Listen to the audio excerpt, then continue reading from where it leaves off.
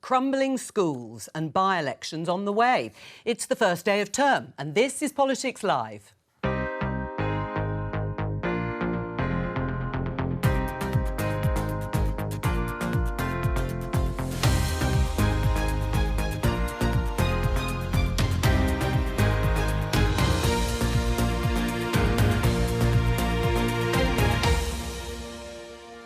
Joining me today, Conservative MP Bim Afalami, Labour's Liz Kendall, former Jeremy Corbyn advisor Andrew Fisher, and Inaya Folarin Iman, director of the Equiano project that focuses on issues of race, culture and politics.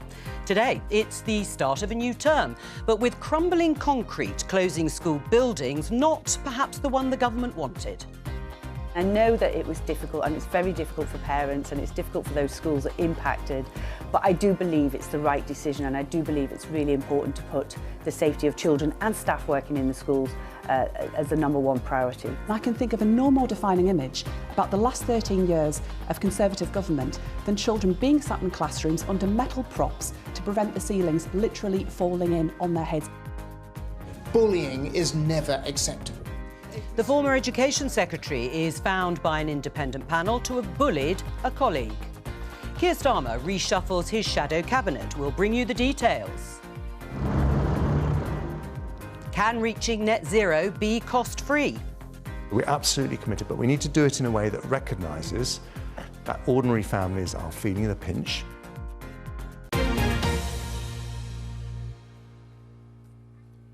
Well, welcome everyone and to all of our guests. Let's start with some breaking news because Liz Kendall, our guest here, has a new job.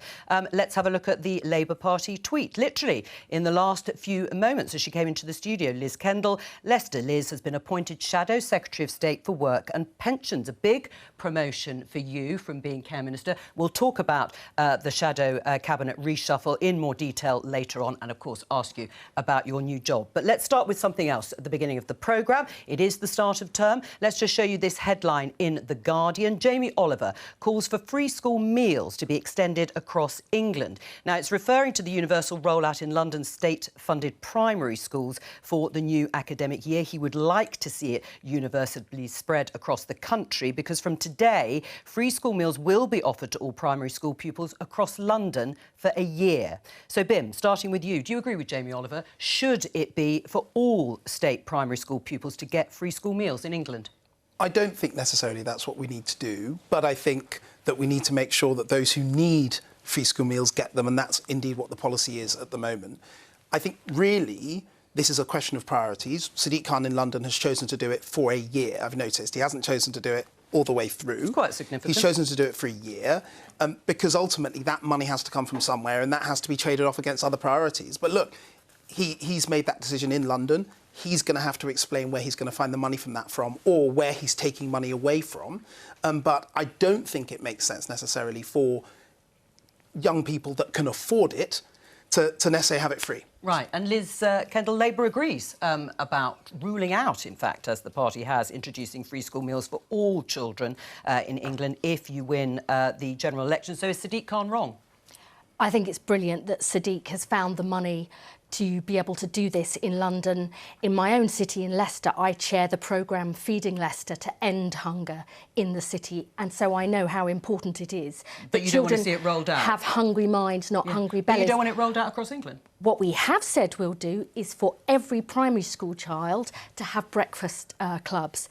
That is important because it helps children be ready to learn, it helps improve attendance, and it also helps in terms of parents who really need those extra hours in the morning for their kids so they can go to work. That's our priority as a first step. But you're making the argument, aren't you, Liz, then, for if it's good enough for schools in London and for pupils there, then why not good enough for all? We want something for pupils right across the country in every primary school, which is those breakfast clubs, because it is vital that children start school ready to learn, and that's a huge part of it. Why don't you now, in your new role in the Shadow Cabinet, you could be the Work and Pensions Secretary next year after the general election, commit to free school meals for all primary school children in England? Because I think that if you make a commitment, you need to show how you will pay for it. Sadiq has done that in London. We have no idea what the state of the economy is going to be under this government in 12 weeks, let alone 6 months or 12 months' time. So we will only set out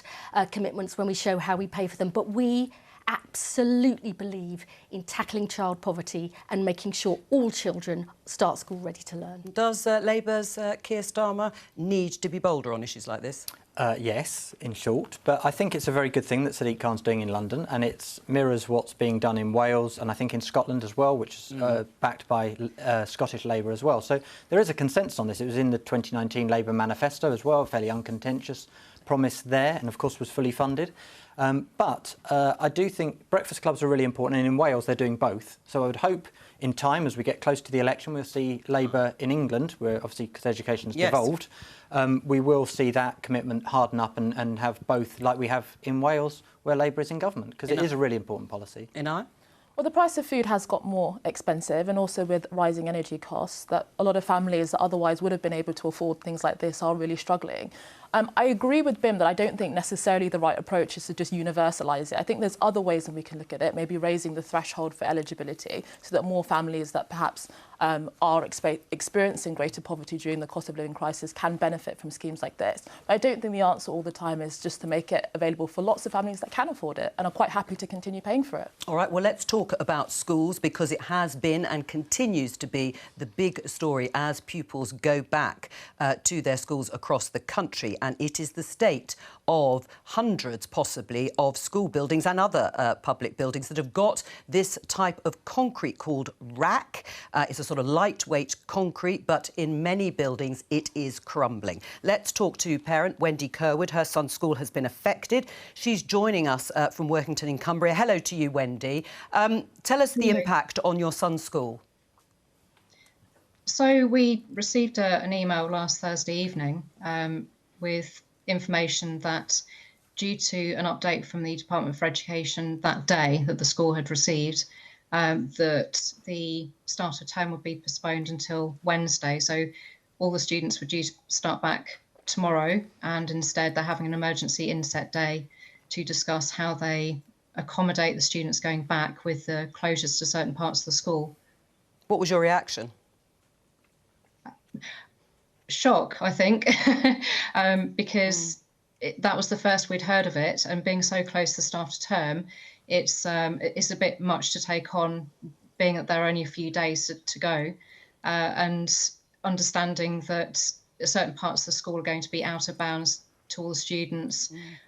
We were given details as to which parts of those schools would be inaccessible, and yeah, to be honest, I'm not that happy as a parent. Stay with us, Wendy. But what do you say to Wendy Kerwood? I mean, it is a shock, isn't it? It's a bit much, to use her words, days before her son's starting back at school. Of course, it's hugely disruptive.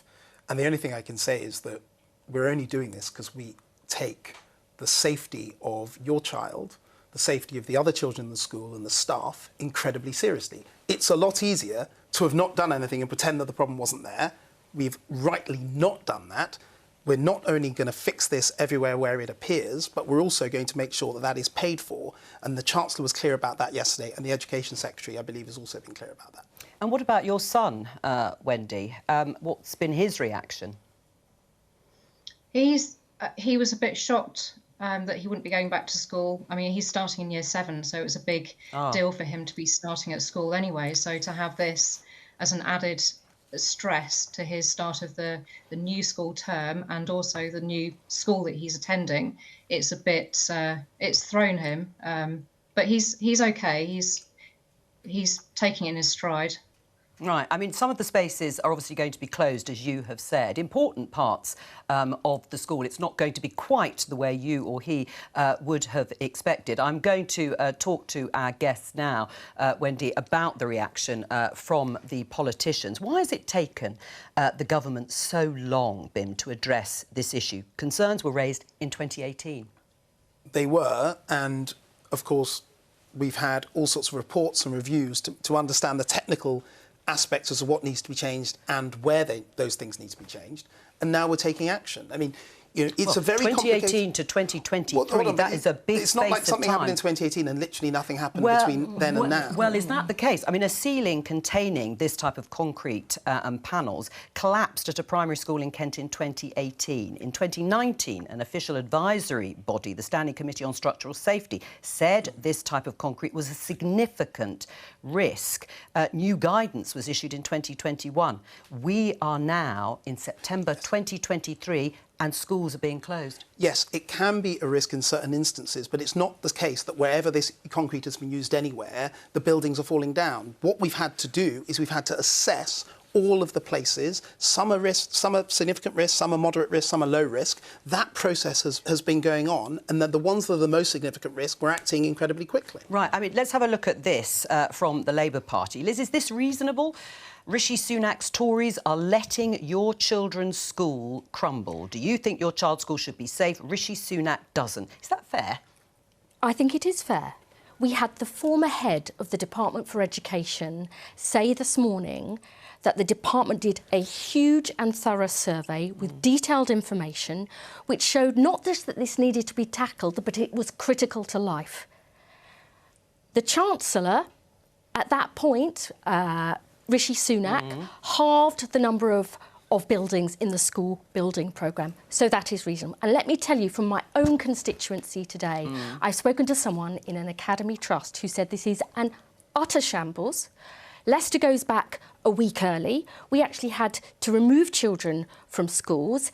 There's still 2 schools on the list sent to me by the Secretary of State where it's not clear what the problem is, and it needs sorting out. I think it has been an abdication of responsibility here, and if you ask me, you reap what you sow.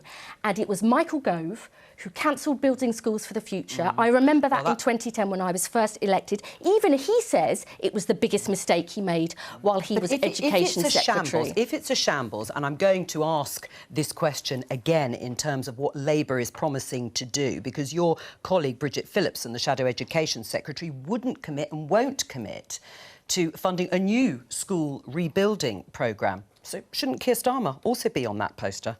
No. And I'll tell you why. Because in order for us to have a proper programme, we need to know the scale of the problem. That is why we are saying do a full and proper audit, publish the results. You cannot ask us when the government itself won't publish the information to come up with a proper plan. Well, it sounds like it's pretty extensive in Leicester. Let's hear, Rishi Sunak's been asked about this, the Prime Minister, particularly about his role when he was Chancellor and whether he's to blame for this. Let's have a listen. Are you to blame for what's happening now? And do you want to apologise to parents and pupils? I think that is completely and utterly wrong. Actually, one of the first things I did as Chancellor in my first spending review in 2020 was to announce a new 10-year school rebuilding programme for 500 schools. Now, that equates to about 50 schools a year that will be refurbished or rebuilt. Right, 50 schools a year, Bim, but actually we have heard from the same person, Jonathan Slater. He was the top civil servant at the Department for Education when Rishi Sunak was Chancellor. He said the Treasury was asked for the money to rebuild 300 to 400 schools every year, but as we've heard, funds were only provided for 50 a year. So he is directly responsible, Rishi Sunak. Well, I don't think that's right for the following 2 reasons. The first is that the rebuilding programme wasn't just relating to this particular concrete. It's a general rebuilding programme, and there are other reasons why you may need to rebuild schools. But they may have come across this particular issue with concrete is something that is separate to that broader programme we need of rebuilding schools. So once this problem, once this problem was identified, we've identified it, understanding where the biggest risk is, we're taking action to do it, and just to make the point around money, because this is important, we've said, and the Chancellor's been clear, we will spend whatever it takes as quickly as we can to deal with this problem. When I spoke to the Minister before the summer about one of my schools, Parks Primary, there were 2 others that still needed looking at. Why were those surveys not done over the summer? I mean, it is just complete incompetence. And parents, if you think about it, children's education has been so disrupted with COVID. You've got parents desperately trying to hold things together and pay the bills, and now they don't know what's happening to their kids.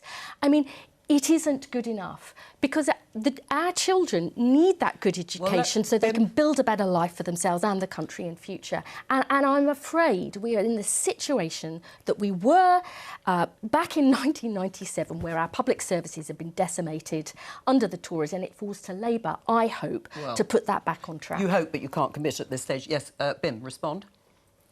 Well, if it's so terrible, then where are the details of Labour spending the money that it says it needs to spend, that we need to spend, is to publish the information about the number of schools that are affected, then we can come up with our alternative proposals. OK, well, I'll wait to see your alternative proposals if and when they appear. My instinct is, on the basis of everything that you've said and on the basis of what Keir has said and Bridget Phillipson, the Shadow Education Secretary, has said, is that you will attempt to say absolutely nothing about your plans, because your sole aim is just to criticise without proposing exactly how you will make things better. You're in government now. Do you think that people watching, I'm going to ask Wendy in a moment to respond to what she's heard from both you and Liz, that people watching will think decisions were taken by the then Chancellor, Rishi Sunak, maybe rightly or wrongly, and they have consequences. And we've just seen pictures of those consequences. Ceilings falling in, crumbling in schools. Well, this problem is not something that started in the last few years. This was a particular type of concrete used by particular contractors over a period of time, which only recently we have identified the extent to the problem, and in some areas it's very significant risk, and in others it's less significant risk. And so we've been very open and transparent about how we're looking at this. It would have been a lot easier to say, oh, well, you know, it's no problem, we're going to fix it, you know, at some point. We've said, no, this is a particular issue, we're going to focus on it and deal with it. And I think that's the right thing to do. Wendy, listening to both Bim and Liz, what's your response? I wonder why it wasn't addressed earlier. I appreciate it takes time to organise surveys and get into all the schools with, you know, all the professionals and the engineers. But as they've pointed, you know, has been pointed out, they've known about this for such a long time. To me, it just makes sense if the schools have got contractors in over holidays, over the summer holidays, doing building work, then why wasn't this addressed earlier to mitigate the, you know, the stress on students, parents, teachers, you know, the whole school staff has been affected by the sort of the last minute response by the Department for Education. Bim? I mean, all I can say is that in the instance of your child's school, what we need to do now is to make sure we mitigate the impact of that and make sure that there is no safety concern at all, because we could have just said, well, let's see if it's all OK. It's managed for the last few years. I think it's really important, however tough it is politically or for people like me coming on TV, that we deal with the problem, we make sure that we pay for it as quickly as possible and deal with it. That's all that I can say from where we are now. Of course, sometimes some of these technical surveys, as you say, take time. It's difficult also, and I'll make this point again, to assess the scale of the risk. You know, sometimes something may have been used, but it doesn't appear to be causing any immediate difficulty. And other times, it's really significant and serious. Actually understanding that is something that's really critical, because we don't want to have disruption for kids unnecessarily. But in your school's instance, that's been found. We're going to deal with it. Wendy Curwood, thank you for joining us, and good luck to your son when he does eventually start his new term. Are you disappointed that Labour aren't committing, because they haven't done so far, to a new school rebuilding programme? Well, I think the position isn't really credible, is it? Because if schools are crumbling down, you're going to fix them. In the same way that if your house is collapsing around your ears, you don't go, well, I'll put it off for a few years and I'll wait and check my finances. You take out a loan if you really need it, don't you? You know, you get things that are an emergency sorted quickly. So I think Labour does need to be a bit bolder on this. I mean, Jeremy Hunt said we'll spend whatever it takes, 5 years too late, or 10 years too late, actually, from when Michael Gove cut the schools programme, which possibly would have would have mitigated at least, if not solved this, if it hadn't have been cut back so much. But you know, which is why he said he regretted it. But you know, chancellors get requests for funding, obviously constantly. But if buildings are falling down, this is an issue in hospitals, I think in some prisons as well, we've learnt today. You know, this is something that needs fixing. You don't put these things off. And actually, what you end up doing is spending more when it comes to the point where it's actually falling down than if you dealt with it when you first found out. It's short-termism. But Andrew will also know our track record in government, and it is exactly this sort of issue that we dealt with. And again, I agree, so commit to it now. That's my point, I guess. What we want to do is see the true scale of the problem. That is why I hope that we will force the government to publish the details about it and the audit, because people want to know that we will solve the problems the country faces, by spending some money on it. But that we will show how we will pay for it, and that is an absolute commitment I agree, Liz, from us. but realistically, if it's 10 schools or if it's 1,000 schools, you're going to fund it. That's the reality. Because you're not going to say, oh, well, if some schools fall down, sorry, we just haven't got the money, or we can't show where we get it from. You would fund it. So I think it is, in fairness to you, and I agree, the last Labour government did invest a lot. I was in porter cabins in the 80s when I was at school. I know what it's like under a Tory government where they haven't invested. But how would you pay for it? How do you think? Look, it's borrowing because it's an emergency thing. It's capital spending. It's one-off in the same way that government always spends for capital spending. It doesn't raise taxes for capital spending. That's for revenue spending. You borrow and then it pays off over time. It's an investment like a mortgage. How big a problem is this for Rishi Sunak and the government? I mean, metaphors spring to mind, don't they, when you see props holding up ceilings and bits of school buildings crumbling? Oh, absolutely. And I mean, when this particular type of concrete was installed between the 1950s and 1990s, they knew even for decades that it had a 30-year lifespan. So I think that has been a problem with this government, and also successive governments, you could say, that only when it gets to the nth hour, when the crisis really hits the fan, then all of a sudden they're scrapping around to try and do something. And I don't think that is giving confidence to families and individuals within society. But that's not a way to run a country, that only when it gets to the worst possible point do we all of a sudden find a solution. I mean, there are fears that it could be really quite widespread. As you said, it was decades ago, of course, when this stuff was put in. I mean, here's just one example. It's a hospital in King's Lynn. I think it's just full of props, basically holding the buildings together. Now, that's obviously been going. Well, look, I don't know about that particular hospital, but what I do know is that, and if we're talking more broadly apart from schools and capital spending, it is absolutely critical that we invest in capital stock, whether it be schools, hospitals, or other infrastructure. That's why, as a percentage of our GDP, our infrastructure spending in this country is higher than it has been in decades, as a percentage of GDP. So we are investing in infrastructure. The difficulty politically, and I'll be very honest about this, is that when you invest in infrastructure in this way, and I know we've talked about the schools issue that we've, this particular concrete, but when you invest in infrastructure, it can take a long time for people to notice that, and it can take a long time for those things to come to fruition. We've had 13 years, of course. Well, hold on, but we've been investing in infrastructure, and I think that it's wrong to somehow accuse. Well, it's wrong to accuse us of not investing in capital, because our infrastructure, as I say, infrastructure spending is higher than it has been for decades. The big problem the government has got, is, we've seen this, there was a lot of discussion about this yesterday, is, our debt now, our debt levels, 100% of GDP, first time since 1961. And people are asking, for what? For public services that aren't fit for purpose, people dying on waiting lists, can't even see their GP, trains not working, schools collapsing, and the highest tax rate since the Second World War. People are thinking, why are we spending all, what has the government been doing? And I think this is the big problem and the big political challenge that is going to define the general election and what the campaigning over the next year is. Who really has a plan to grow the economy, to get the money we need to put into our public services? All right, well, Liz, we're going to and talk that about is the key battleground. Well, we're going to talk about what Labour may or may not do in just a moment, because it is the first day of a new parliamentary term, and there is already rather a lot going on, as you'd expect. Let's talk to our political correspondent, Nick Eardley, who's there in the newsroom. Hello to you, Nick. Let's start with the former Chief Whip, Chris Pincher. His resignation, just to remind people broadly, in 2022 triggered a scandal which actually precipitated the downfall of Boris Johnson. What's happened today? He appealed against the Standards Committee, saying he should be suspended from Parliament for 8 weeks, and his appeal's been chucked out.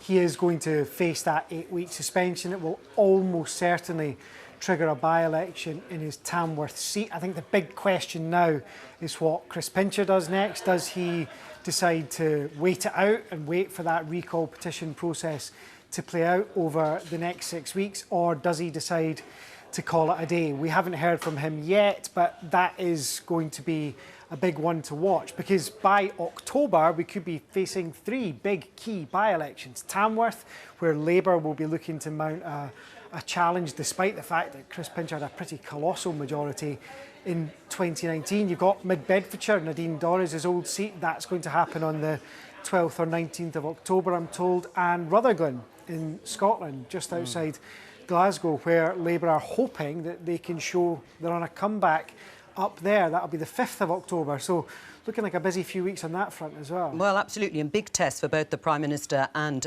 Keir Starmer. We saw in the headlines at the beginning of the programme the former Cabinet Minister Gavin Williamson. He's been told to apologise after a parliamentary inquiry found he had bullied a colleague in texts.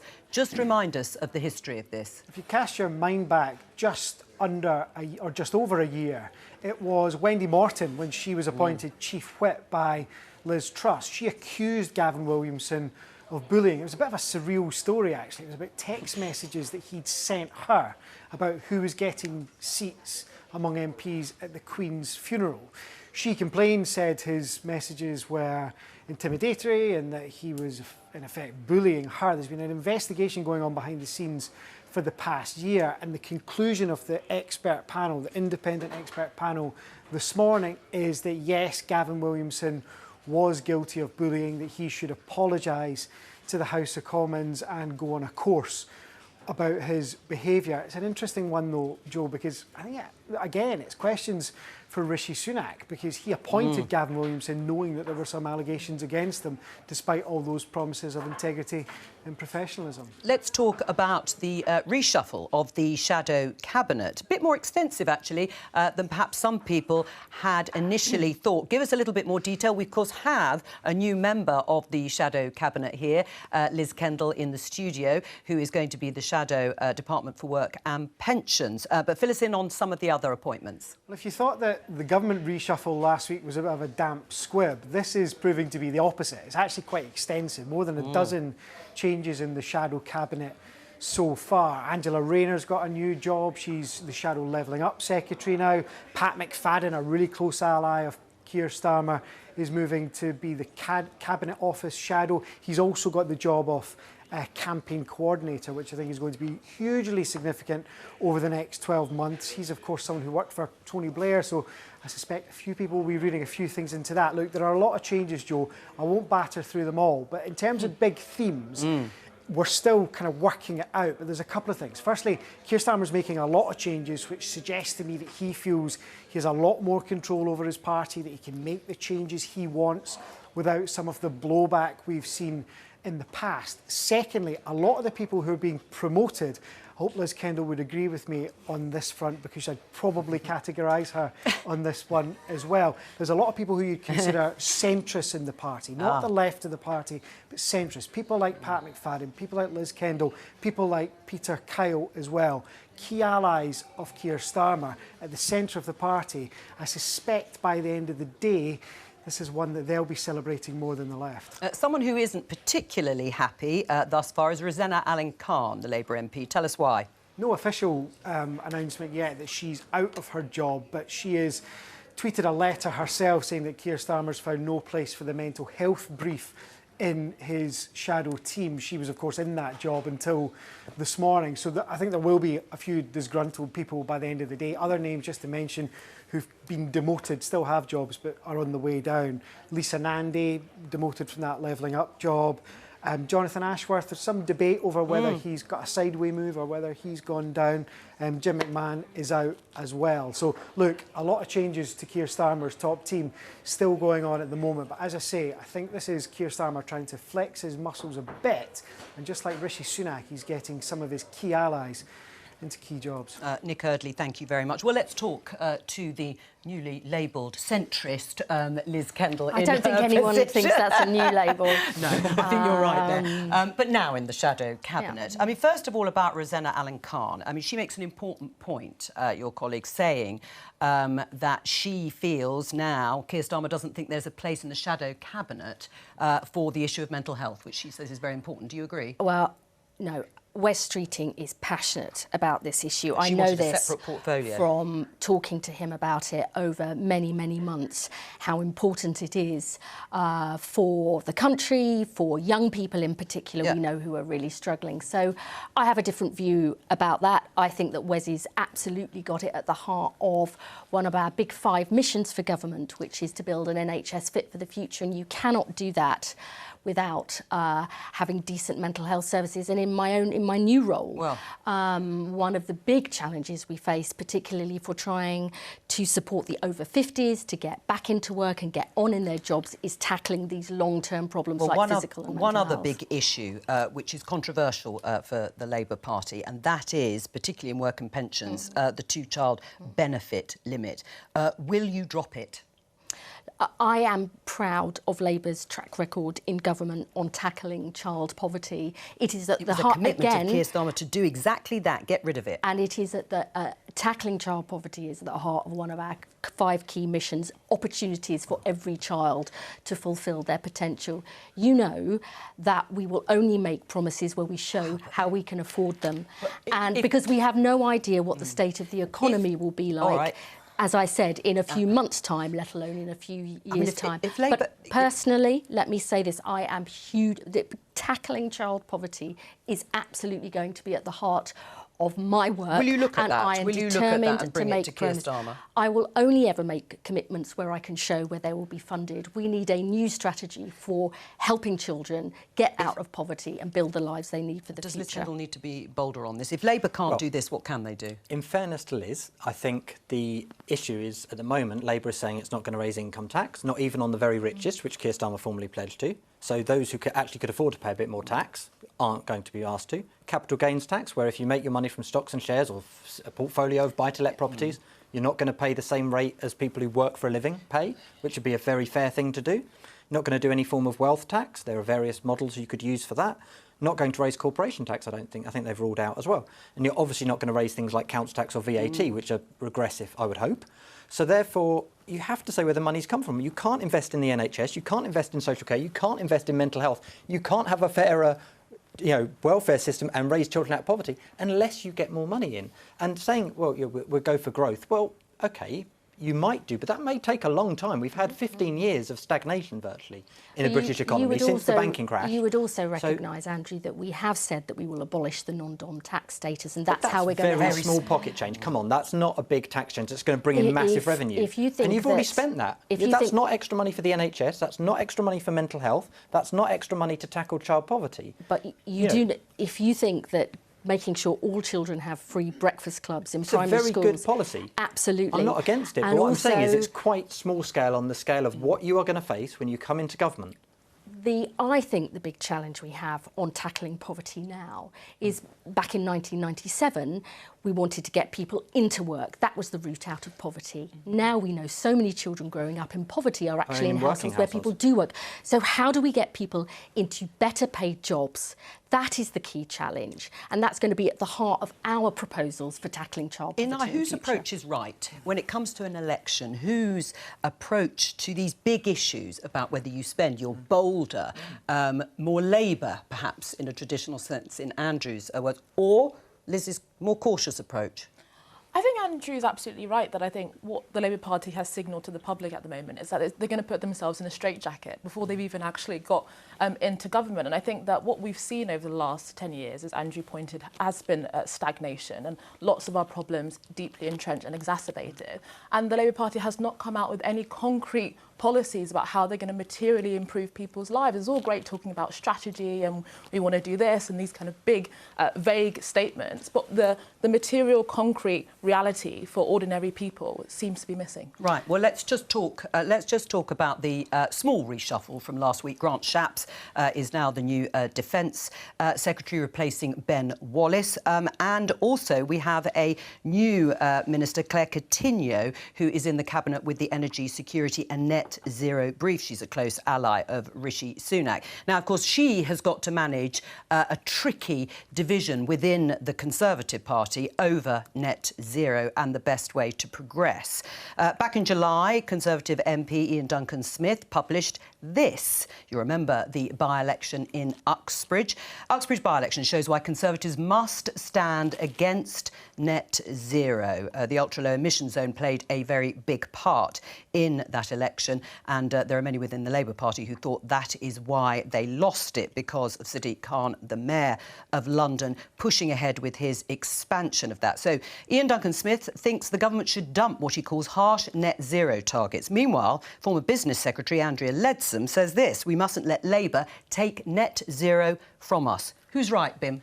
Well, I agree with Andrea, and I don't agree with Ian for the following reason. And I oppose Sadiq Khan's policy in ULEZ, for the record, but being against the ULEZ policy, which is a bad climate change policy, does not mean that you should be against climate change or net zero as a whole. But right? you just shouldn't have policies that actually promote it. Well, no, but there can be good ways to promote it and bad ways to promote it. I think it's a bad way, because I think damaging the prospects for working people, particularly people who run small businesses, and stopping them driving into London, increasing their costs, is a bad one. But look, the broader political point, why I disagree with Ian, who I deeply respect, is that the problem with the environment is whether you're interested in the environment or not, it's interested in you. It's interested in us. There is no choice but to deal with this question. The question is, do we deal with it in a way that damages the prospects for ordinary working people, or do we do it in a way that economically helps the country and makes sure that ordinary people win and gain rather than lose? Inar? Yeah, I mean, it might surprise some people, but I actually agree with Bim. I do think that net zero is a laudable goal, and I do think we need to shift the incentives in order to move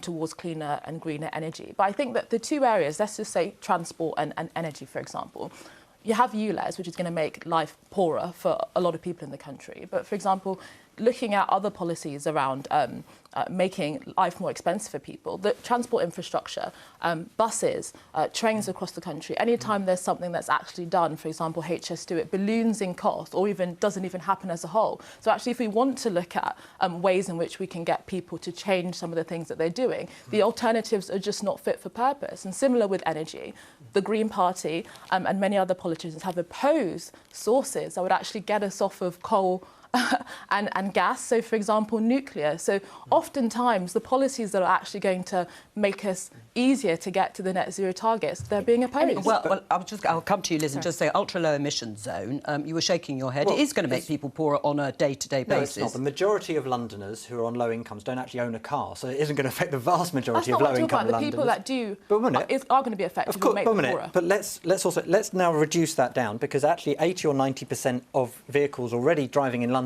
are already compliant with the ULEZ, so they won't pay it. So actually what we're talking about is a very small cohort. Now, of course, look, Sadiq Khan has limited powers, limited resources, and he can only do what he's got the powers to do.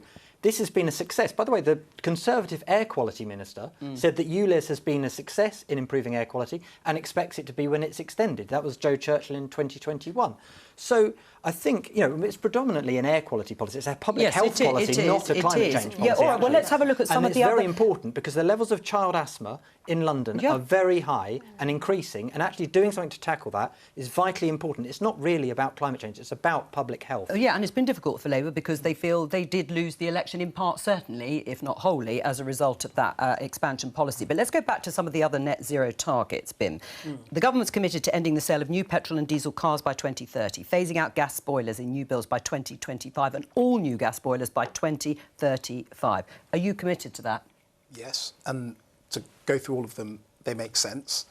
The car policy and new combustion engine cars in 2030 isn't just a good policy in terms of climate change, it's actually really critical for our economy and for car makers. So that if we show that we're rowing back on that policy, actually it hurts the jobs that we have in the car industry. That's one example. Take boilers. Now, on boilers, it's trickier because there are some buildings, particularly old buildings or listed buildings, that it's harder for heat pumps and other heating sources for them to work. But that's the sort of thing that we should work with and develop. No, I agree, but we should... Well, they're not always. It depends. Again, it depends on the nature of the building. That's why that's a target, but we should make sure we can implement that in a way that does not leave ordinary people out of pocket. That's the point I'm trying to make. You can have the targets you've read out, they're clear, we're committed to them, but let's do it. Make sure we only do it in a way that does not hurt the pockets of ordinary working people. I just think that's a sensible way of moving forward. So more subsidies. There's going to be more subsidies for people who can't perhaps afford to make that transition. Jo, there are two ways of improving, making sure that people don't lose out. One is to subsidise it and the government paying the cost, which actually maintains the sort of market cost too high, or we make sure we stimulate the right parts of the economy to stimulate and encourage private sector to produce cheaper and cheaper ways of people doing it in a green way. And by the way, that is what we have done already in so many different areas, and we just need to continue doing that. I think about this, and Labour thinks about this in a different way. We think about net zero as an opportunity to cut bills, to help tackle the cost of living crisis, to give us energy security so we're not falling prey to what we saw in Ukraine and Russia, and critically, to win the race for jobs and growth. If you look at what's happening in America, it is a huge part of the growth that we've got that we would kill for in this country. And you saw over the summer, bosses from Tesco's, M&S, Centrica and others saying, we are at risk of losing this race. So I think absolutely, it must be done in a way that doesn't clobber people during a cost of living crisis. So, and Sadiq Khan, is the Mayor of London clobbering people with the ultra-low emissions he's actually trying to do the best he can. And I would ask the Conservatives, why did they support scrappage schemes in Birmingham, Bradford and Bristol, but not in London? Is that about their politics? But the point is this, it's not just something that we have to do, although we do, in order to tackle climate change. It is about a much bigger, bolder vision. And I think the Tories are wrong on this, because I think people do want to see action on climate change. Well, they do, and leadership. But it's the policies that are needed to make those changes and reach those targets. But what leadership is about courage to do the right thing, lead from the front and make it work. And that is where the Tories are failing on this. It's all about this sort of internal squabbles, not about what's right for the country in a way that doesn't hit working people. That's the challenge, that's the prize. Liz, I've got huge amounts of respect for you. I was not saying that this wasn't an opportunity. In fact, I used those words twice. What I was saying is, you can have an economic opportunity, but at the same time, be careful about excessive government spending and on clobbering ordinary people. Of course, it's an opportunity in certain ways. Talk about energy security, you're completely right. Renewable energy is something that gives us more energy security. You're completely right about that. You're also completely right about jobs in certain instances where we have sort of areas where the UK can lead in the sort of green transition. We should absolutely be taking those and encourage the private sector to do it. I think that to the extent that we disagree on this, I think it's that I'm having a focus on the private sector, relying on the private sector, the innovation in the private sector that we can lean into. That is absolutely where we are, which is you believe if you give the long-term security of a long-term strategy, the public sector investment, which leverages in the private sector, that is really what you're seeing in America, and we have that level of ambition too. Although, of course, the commitment for £28 billion a year invested in climate change policies by the Labour Party is going to be delayed and postponed a bit. We will ramp up to that. We've been very clear about it. But that's part of why I was saying that I was focusing on the private sector is Labour has got that policy of 28 billion public sector investment. You say you ramp up to it, but that is the policy. Now, you haven't explained how you're going to fund that. Now, without rehearsing the argument we had earlier, our approach is different, which is to say we should set the targets, the incentives, and allow the private sector to drive that innovation and growth and bring the costs down is failing, for isn't ordinary it? people. The Committee on Climate Change has just said you're off target, you're lagging behind, you're no longer a world leader. So if that's your approach, it's not working. Well, and then this, in Ira in the Times, Jeremy Hunt, the Chancellor, promises green policies will not hit voters' pockets. Is that realistic? Is he right? Well, I think it's going to have to be the case because I think voters, according to the polls, in principle do support the target for net zero. But actually, in practice, when it comes to certain policies and making their life harder, making their life poorer and taking away their freedoms, and I think they're understandably very concerned about that. And so when it comes to changing the incentives, thinking about how we resolve many of these questions, I think we have to listen to the concerns of the public, and that's what was transpired in the election result. And the polling sort of bears it out. YouGov found in the Times that 54% of voters think emissions reductions policies should only be introduced if they do not result in extra costs.